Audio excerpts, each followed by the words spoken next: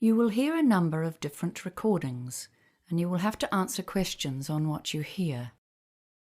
There will be time for you to read the instructions and questions, and you will have a chance to check your work. All the recordings will be played once only.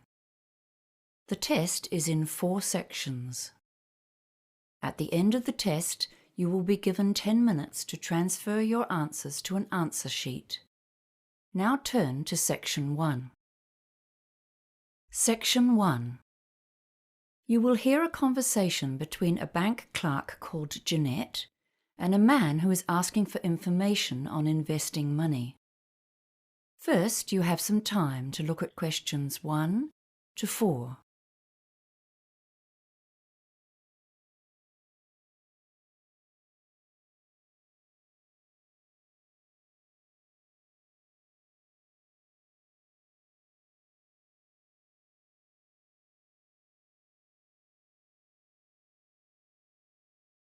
You will see that there is an example that has been done for you.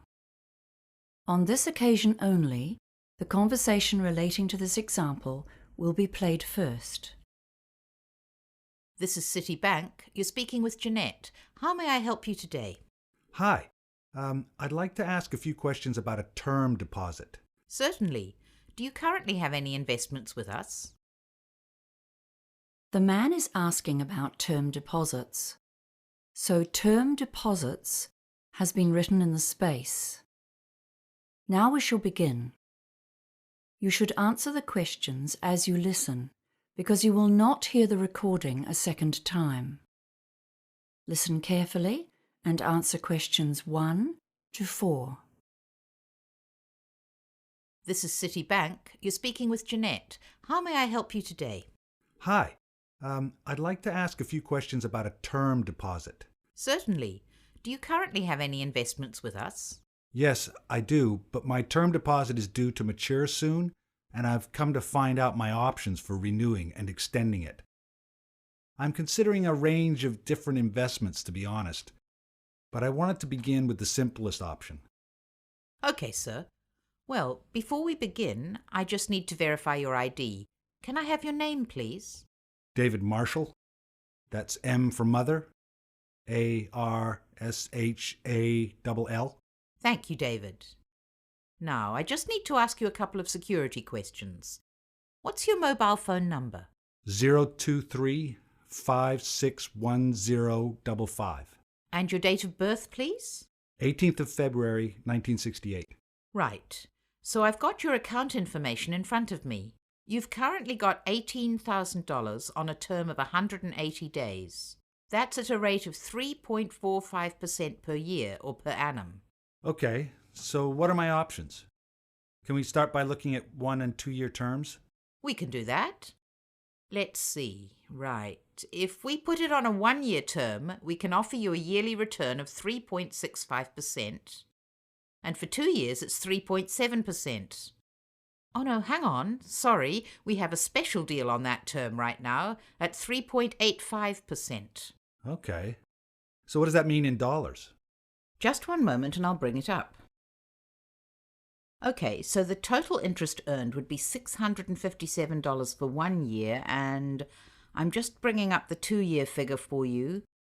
A 2-year term at 3.85% interest, that's a total of $1,412 interest on maturity.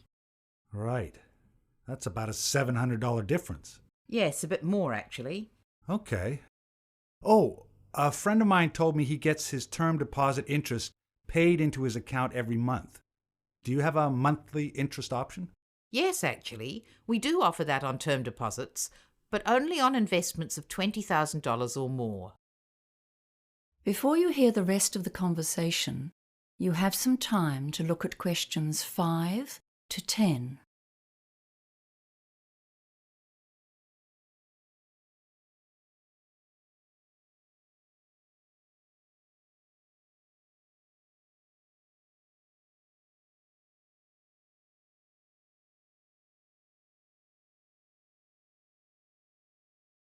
Now listen and answer questions 5 to 10. can I ask if you've considered a PIE as an alternative investment option? A pie? Yes, it stands for Personal Investment Entity. It's an investment trust. Your earnings tend to be higher than they are for a term deposit because 28% is the maximum tax on those earnings. Okay, that sounds interesting. I've heard of those, but I've never really understood them. I thought they were called pies. They always sounded like something you eat. But I'd sure like to get a bigger slice of my investment pie. Well, with a PIE, your investment return changes depending on how much tax you normally pay. Oh, I see. According to my income bracket. Yes, that's right. For example, on a 2-year plan, if you're earning in the range between $48,001 to $70,000 at 30% tax, there's a 3.75% effective rate on PIE earnings. Okay.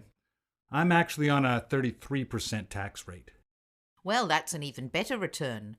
If you're earning between $70,001 and $120,000, the effective interest rate is higher too. So let's have a look for a 2-year investment. The rate actually goes up to 3.92%. Wow. Okay. So a PIE may be the better option. Better than a term deposit, I mean. And can I do that with an $18,000 investment? Yes, the minimum deposit for a PIE investment is $10,000. Okay. And are there any hidden charges? No fees at all for investing in a PIE. Well, that's good news. Oh, wait a minute. What about interest payment options? Is it the same as the term deposits? You have to have a minimum deposit to be eligible for monthly payments? Let me check the options here. Well, you'll be pleased to hear that there's actually more flexibility with PIEs than with term deposits. You can opt to have your interest paid every month, quarterly, 6-monthly, or yearly. Okay. Well, that's given me something to think about. Would you like to apply today? No. I'll have to think about it, thanks. Certainly. If you do decide to go ahead with it, applications are processed in 2 days, as long as you have a bank account with us, which you do. You can apply on our website, by phone, or pop into one of our branches. Great. Thanks for your help. That is the end of section 1. You now have half a minute to check your answers.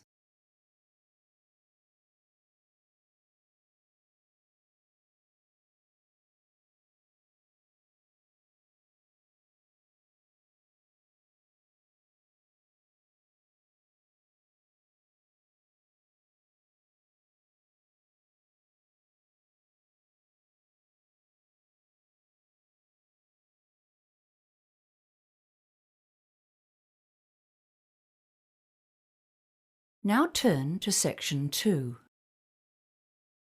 Section 2.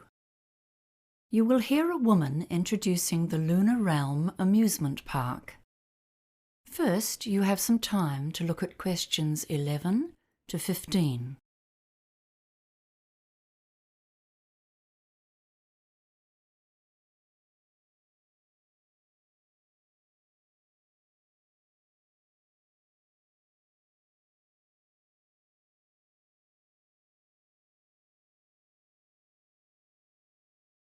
Now listen carefully and answer questions 11 to 15. Good morning, everyone.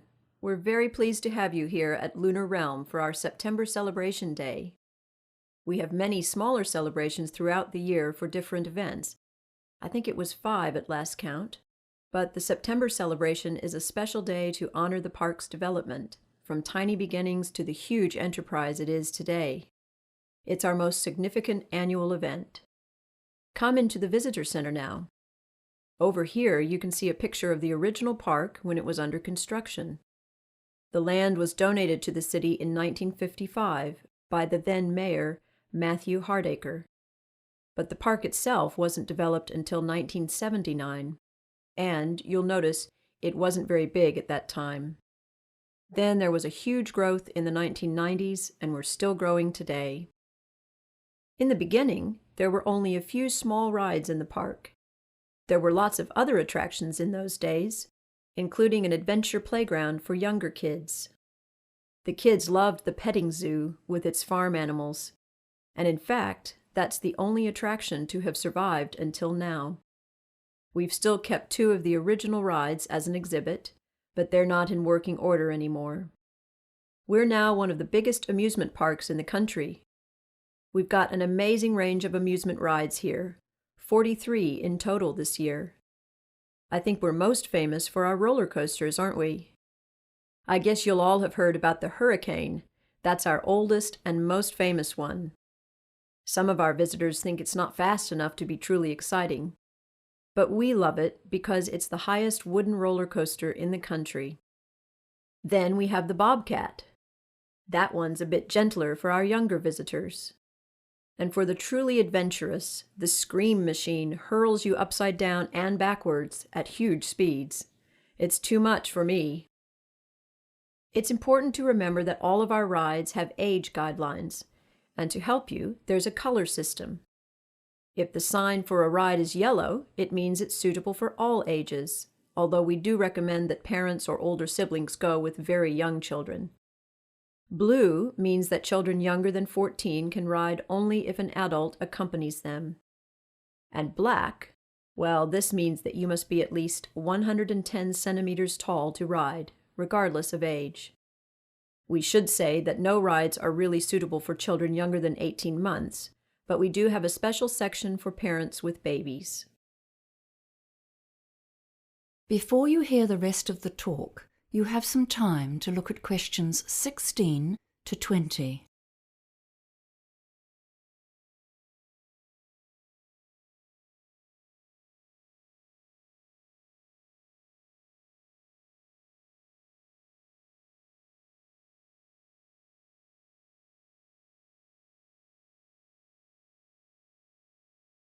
Now listen and answer questions 16 to 20.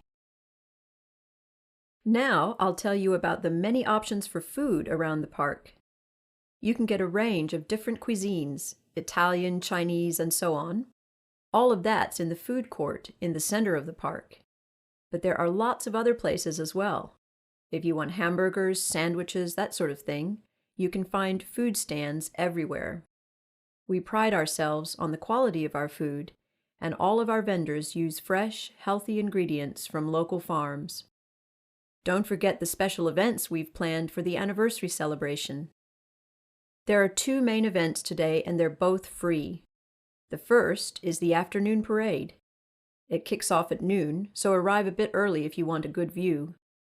The best place to see it is along the main street. It's all organized by final year school students. You'll see some gymnastics and acrobatics, hear music from a marching band, and see some fantastic floats. The parade has become one of our feature events of the year. The second big event today is an evening concert, which takes place at our main amphitheater. The concert features singing and dancing, costumes and lights, and there's a different theme each year. This year the theme is Hollywood, and it's all about classic style and old films. The concert starts at 7 p.m., but try to arrive by 6:45. Now, I know you're all eager to get out there and have fun, but before you go, I'm just going to tell you some information about safety and security. If anyone needs medical attention, we have help available. You can see on this map that next to the visitor center, which is where we are now, of course, can you see this red dot? Yes, so that is one of our 10 first aid centers. If you get hurt, all you need to do is ask a member of staff to direct you towards the nearest one. And kids, remember, if something happens, you get lost, and you can't find your parents, please tell someone who works at the park. Just look for someone dressed in the Lunar Realm colors, and they will assist you.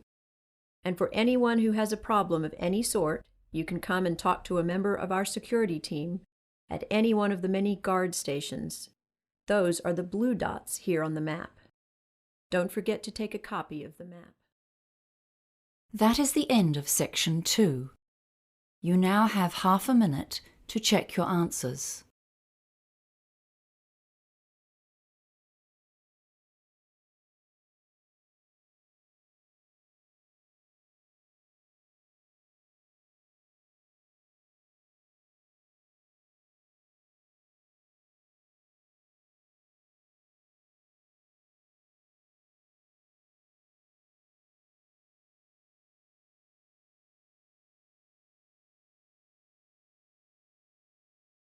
Now turn to Section 3.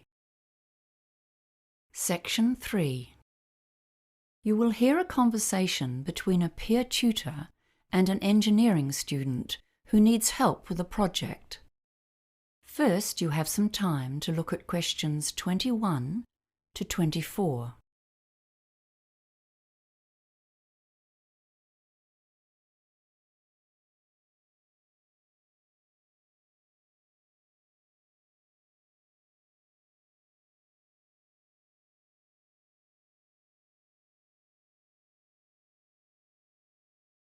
Now listen carefully and answer questions 21 to 24.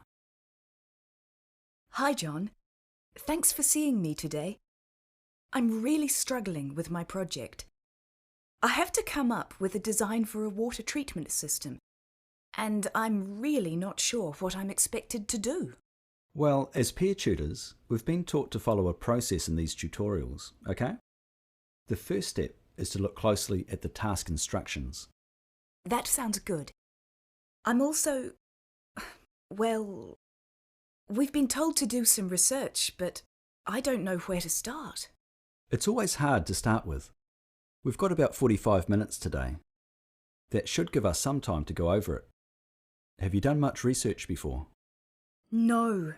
This is my first project like this, and I'm really stressing out about it.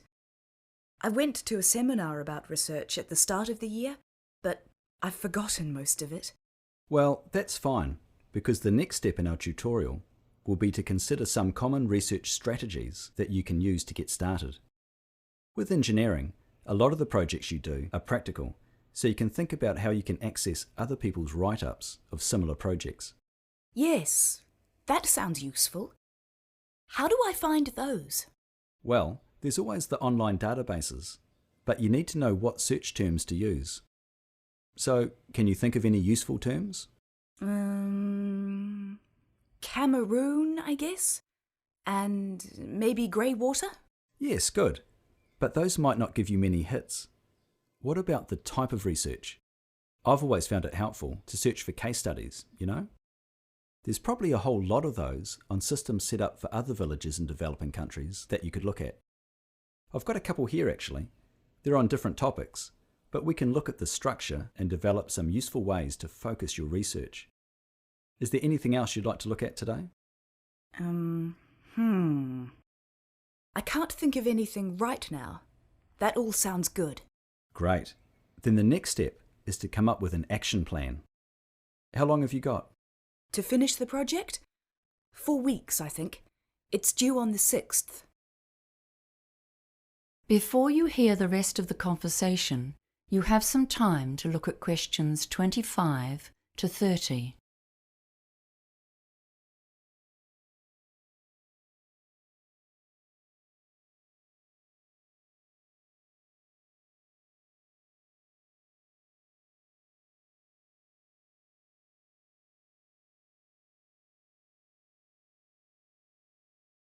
Now listen and answer questions 25 to 30. Right. Let's start with the project requirements then. You've got them there? Great. Let's see. Tell me what you understand about the task. So we need to create a system for grey water treatment so that we can minimise the strain on the overloaded water supply in a village in Cameroon. That's right. But I don't get the details about the type of system and what it needs to be used for. Okay. We'll come back to the type of system in a minute. It says here grey water. Have you learnt about grey water? No, I missed the lecture. Okay. So it's the water we use in our houses, but not in the toilet. The water that goes down the drains, not into sewage. It can be recycled because it's relatively clean. So what might the water treatment system try to do? Treat it and direct it somewhere else? Exactly. Why treat it? 'Cause... oh, right. I get it. 'Cause it's still going to have bacteria in it. That's why it needs to be treated. That's right. And then when it's treated, what could it be used for? Something else. Like irrigation in gardens? Yes, There are other practical uses too, inside the house. For toilet systems? Oh, what about for laundry? Yes, exactly. That's a good example. Okay, that's pretty clear now. Thanks. Great. Now, let's think about the type of research you might need to do. I'll need to look at different types of water treatment systems, so I know the pros and cons of each one. Good. Where would you look first? The internet? Yes, but be careful. Remember, you're likely to find a lot of biased websites. You know, manufacturers wanting to advertise their brands. It might be better to use the engineering library. I'm not too confident about using the library, to be honest. It's so hard finding the right resources. It's often about choosing the best search terms to put into the catalogue search field. Yeah, I try to do that. Like water treatment? That might be too broad. Grey water treatment systems? That's more like it. And you'll need to search for systems designed for residential, not commercial use. There's a big difference. I usually end up borrowing a massive pile of books, then get home and find they're useless. Try reading through the contents before you take them out. Flick through to relevant sections. Often it helps to read parts, not all the way through, but... Just to get the main idea. That's right. Oh, and I see this as an EWB project. Have you seen the website? It might have some exemplars of the winning designs from last year's competition. No, I saw that and didn't know what EWB meant. Engineering Without Borders is what it stands for. That is the end of section 3. You now have half a minute to check your answers.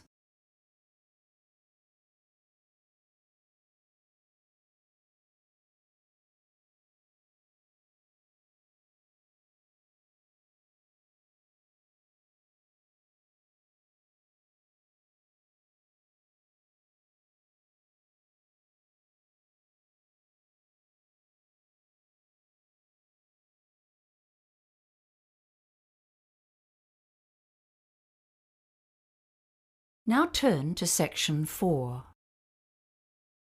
Section 4. You will hear a talk on the topic of the caveman diet. First, you have some time to look at questions 31 to 40.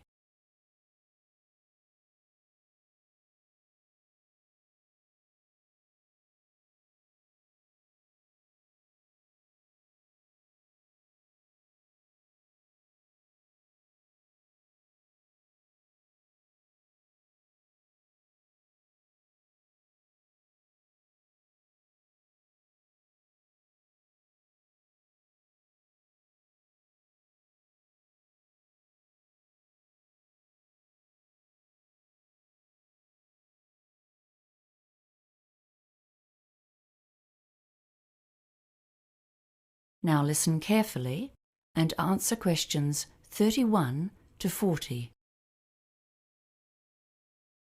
Hello everyone.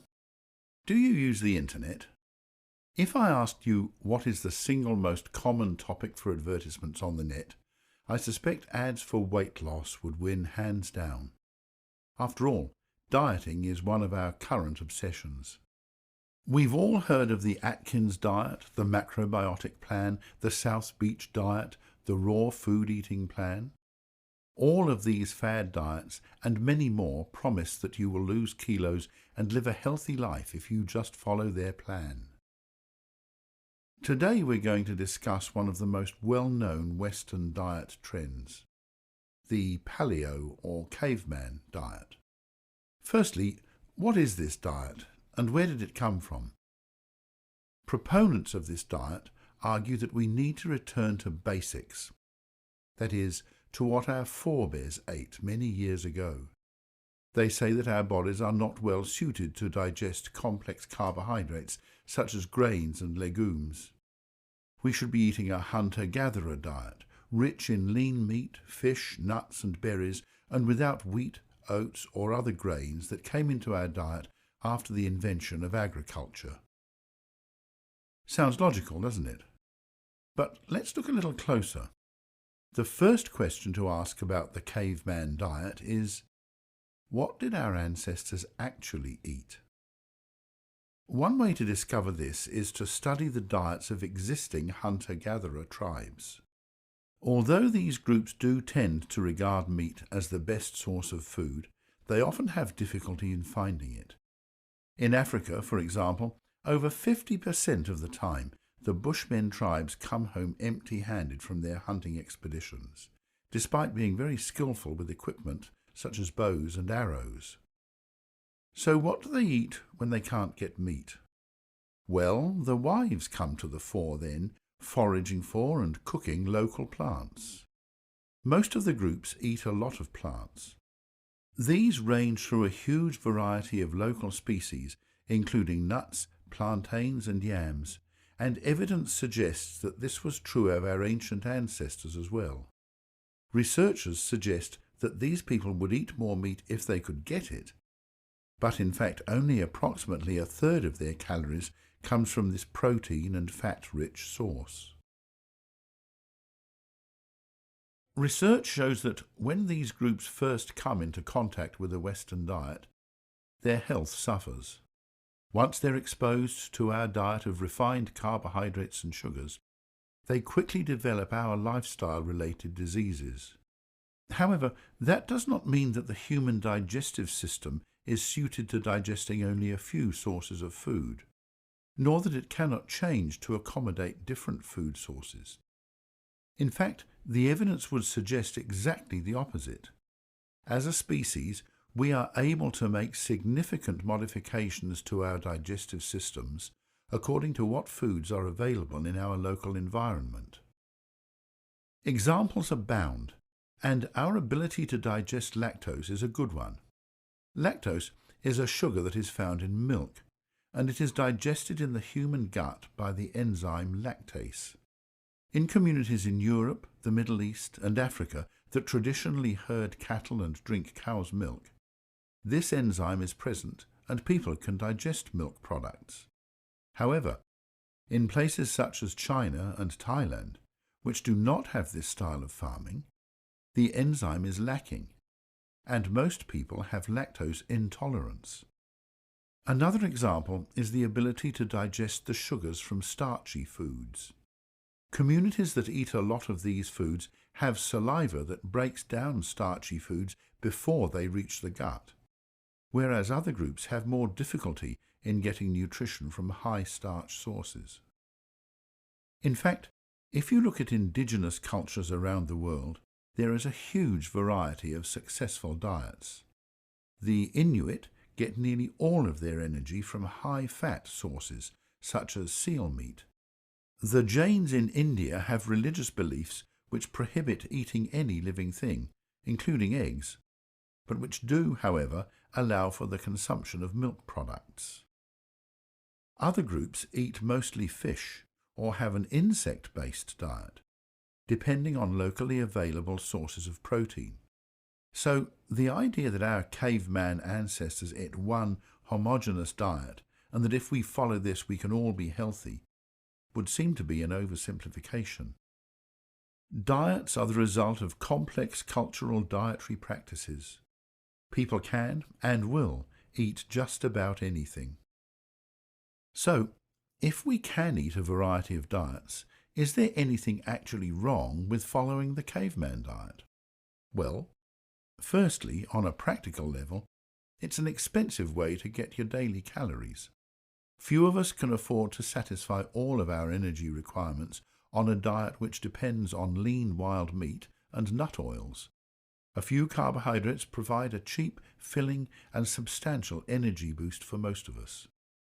Secondly, a diet which includes a large proportion of red meat may not be good for our long-term health if our bodies are adapted to a sedentary lifestyle and a plant-based diet.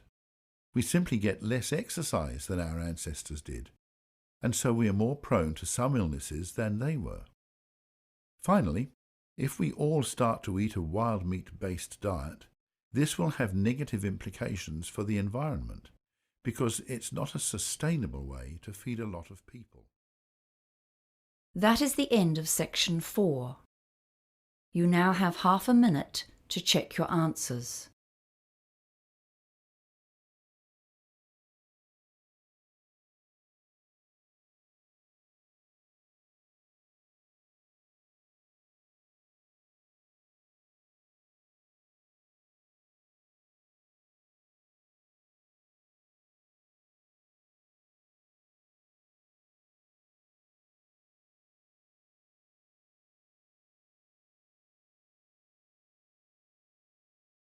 That is the end of the listening test.